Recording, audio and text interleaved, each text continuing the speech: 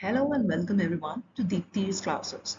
So today we are going to start with chapter 1 of our microeconomics. तो सबसे पहले हम start करेंगे समझना about what is actually microeconomics. So इस chapter को हम छोटे छोटे parts में divide करेंगे और easily समझने की कोशिश करेंगे. So सबसे पहले अगर मैं बात करूं कि microeconomics होता क्या है, it is basically a branch of economics. Right तो हम यहाँ पे कर क्या रहे हैं हम स्टडी कर रहे हैं behaviour of every individual economic unit इसमें सबसे इंपॉर्टेंट चीज जो है कि माइक्रो और मैक्रो में डिफरेंस क्या होता है वो हम आगे कवर करेंगे लेकिन उससे पहले जानना जरूरी है कि इकोनॉमी होती क्या है इकोनॉमी एक सिस्टम है जहाँ पे अगर इसे छोटे से एग्जाम्पल से समझा जाए अगर मुझे कुछ मार्केट से खरीदना है मुझे अपनी जरूरतें पूरी करनी है तो मैं कहाँ जाऊंगी मैं मार्केट में जाऊंगी so market is one place where I buy goods and services from anyone who is selling them ठीक है तो micro economics is basically helping us to understand हर इंडिविजुअल का इकोनॉमिक पैटर्न कैसा होता है कैसी उसकी डिमांड होती है different different goods and services के लिए कैसे उस हिसाब से मैन्युफैक्चरिंग होती है किस हिसाब से कंजम्पशन इकोनॉमी में होती है तो इस चैप्टर में हम डिटेल में कवर करने वाले हैं हमारी इकोनॉमिक प्रॉब्लम के बारे में उसके बाद हम डिस्कस करेंगे positive economics and normative economics के बारे में then micro economics and macro economics का difference and the central problems of an economy so आइए लेट्स स्टार्ट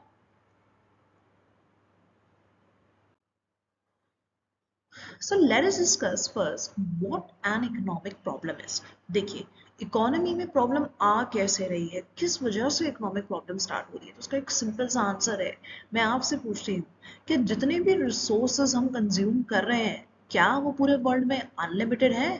या फिर वो लिमिटेड है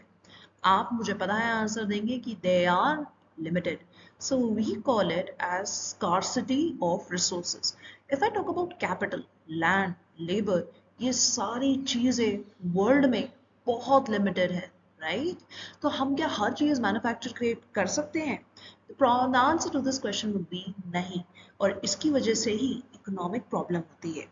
उसके अलावा कौन सा ऐसा दूसरा रीजन है जो बेसिकली जिसकी वजह से इकोनॉमिक प्रॉब्लम होती है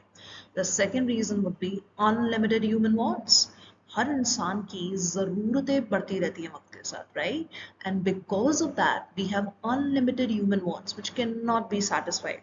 and there are different different priorities for every individual इस हिसाब से देखा जाए तो ये भी एक बहुत बड़ी प्रॉब्लम है तीसरा ऑल्टरनेट यूजेस ऑफ प्रोडक्ट देखिए इकोनॉमी में रिसोर्सेज सिर्फ स्कार्स ही नहीं है उसी के साथ साथ दे हैव अनदर प्रॉब्लम कि उनके और भी ऑल्टरनेट यूज किए जा सकते हैं तो यानी कि आप हमारे लिए जो नई प्रॉब्लम है कि उस रिसोर्स को चूज किसके लिए करें किस प्रोडक्ट की मैन्युफैक्चरिंग के लिए करें so see economic problems can be categorised into three scarcity of resources unlimited human wants and alternate uses चलिए अब हम बात करेंगे positive economics and normative economics की सो पॉजिटिव इकोनॉमिक्स होता क्या है पॉजिटिव इकोनॉमिक्स स्टडी करता है फैक्ट्स ऑफ लाइफ राइट मतलब जो रियल लाइफ इकोनॉमिक प्रॉब्लम होती हैं और उन्हें कैसे सॉल्व किया जाए नॉर्मेटिव इकोनॉमिक्स उनके सोल्यूशन पर काम करता है और वो डील करता है किस तरीके से इकोनॉमिक प्रॉब्लम का सोल्यूशन निकाला जाए right so this is the difference that we find in positive and normative economics अब सबसे जरूरी चीज अब हम बात करेंगे कि माइक्रो इकोनॉमिक्स और मैक्रो इकोनॉमिक्स में डिफरेंस क्या है माइक्रो एक ग्रीक वर्ड है बेसिकली जैसे माइक्रो से लिया गया है जिसका मतलब होता है छोटा यानी small so Adam Smith was the founder of economics he founded out the studies of microeconomics तो हम यहाँ पे क्या करते हैं हम बेसिकली इंडिविजुअल्स को स्टडी करते हैं इकोनॉमी में राइट तो उनके इंडिविजुअल पैटर्न ऑफ बिहेवियर किस तरीके से वो रिएक्ट करते हैं मार्केट में बढ़ते प्राइसेस कम होते प्राइसेस को लेके माइक्रो इकोनॉमिक्स के चार मेजर कंपोनेंट्स हैं consumer behaviour market supply demand and individual preferences right so ये सारी चीजें धीरे धीरे आप पूरी एनसीईआरटी में क्लास 11 की भी कवर करते हो